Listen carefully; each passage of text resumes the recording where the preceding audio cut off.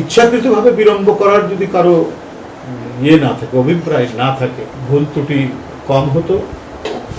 একজন ভদ্রলোক, তিনি তার নামে আগরওয়াল, তিনি কারাগার থেকে তিনি আদালত থেকে কখন জামিন পেলেন, কখন কারাগার থেকে বের হলেন এবং কখন দেশ থেকে বের হলেন, পার হয়ে গেলেন, দেশ থেকে ভেঙে গেলেন, কেউ এটা বুঝতে পারল না। তাহলে সাধারণ মানুষ ধারণা করবে যে অন্তর্বর্তী সরকার বা দেশে কোনো সরকার আছে কি নেই, এটা তো বিরাট প্রশ্ন। এই যদি পরিস্থিতি হয় তাহলে যে কোনো ছিদ্র পথে সমাজ বিরোধী এবং যারা দেশের বিরুদ্ধে কাজ করছে তারা ঢুকে পড়ে বড় ধরনের বিপদ, আতঙ্ক, ভয় তৈরি করে। তো সেটা যাতে না হয় সেইটার দায়িত্ব হচ্ছে এই সরকারের।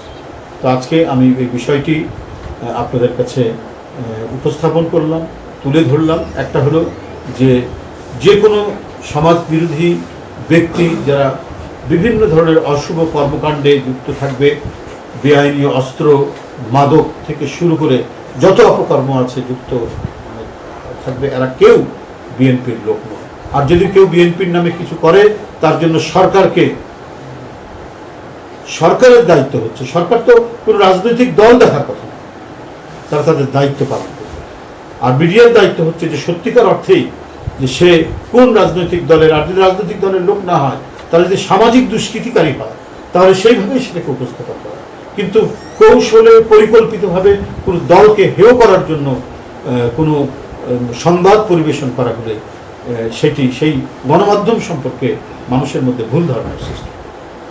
আমার মনে হয় সেই বিষয়গুলি উপলব্ধি করে আমরা প্রত্যেকে সবাইকে সহযোগিতা করব, যাতে কোথাও সমাজ বিরোধী কোনো কর্মকাণ্ড, কোনো ধরনের দুষ্কৃতিকারীরা আশকারা না পায়, সেই চেষ্টায় আমরা করব। এটাকে আমি অবশ্যই নেতিবাচকভাবে দেখি। এটা উদ্দেশ্য প্রণোদিত এবং কোনো না কোনো মহল তারা লক্ষ্য স্থির করেছেন যে যাই ঘটুক এটা বিএনপির ঘাড়ে চাপিয়ে দেবে। যদি তাই হয় তাহলে বিএনপি, হ্যাঁ, একটা বড় রাজনৈতিক দলে থাকতে পারে, বিভিন্ন মানসিকতার লোক থাকতে পারে, কিন্তু সেটাকে প্রশ্রয় দিচ্ছে কিনা বিএনপি সেটা তো দেখতে হবে। এই যে আমাদের হাজার হাজার নেতাকর্মী 5ই আগস্টের পর আমরা যে ব্যাপকভাবে তাদেরকে দল থেকে বহিষ্কার করেছি, আইনের আওতায় নিয়ে আসার জন্য বলেছি, দলের তরফ থেকে মামলা দেওয়া হয়েছে, সেটা কি এমনি? বিভিন্ন অঙ্গ সংগঠন তাদেরকে বলে দেওয়া হয়েছে বিএনপি থেকে, তারা ক্রমাগতভাবে এটার বিরুদ্ধে ব্যবস্থা নিচ্ছে এবং নিয়েছে, আমরাও নিচ্ছি। তাদের মানে অপরাধের গুরুত্ব অনুযায়ী তাদের বিরুদ্ধে ব্যবস্থা নেওয়া হয়েছে।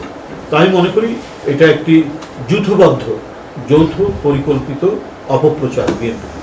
নির্বাচনের বেশি সময় নেই, এখনো কিন্তু নোট অফ ডিসেন্ট বা ভিন্ন মত রয়েছে। তো এভাবে চলতে থাকলে কি আপনাকে মনে হয় যে নির্বাচন বিলম্বিত হওয়ার একটা সুযোগ থাকবে?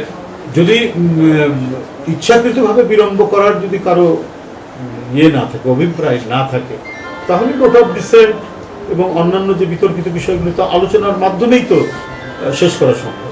15ই অক্টোবর শেষ সময় ছিল ঐক্যমত কমিশনের জমা দেওয়ার, এবং এটার ঐক্যমত কমিশন যে কাজটা করেছে কাজের শেষ, সেখান থেকে আবার 31শে অক্টোবর পর্যন্ত বাড়ানো।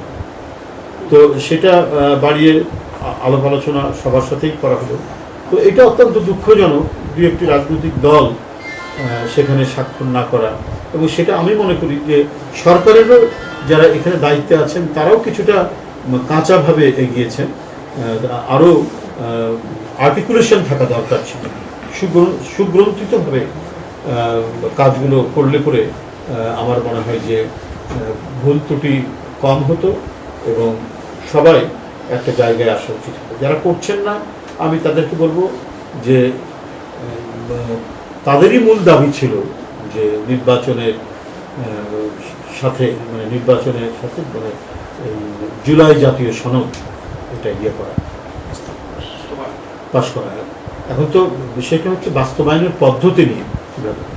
তো এটা যখন সবাই মেনে নিয়েছে বাস্তবায়নের পদ্ধতিটা, তো এটা তো আমার মনে হয় যে কঠিন কোনো বিষয়, শুধু আন্তরিকতার বিষয়।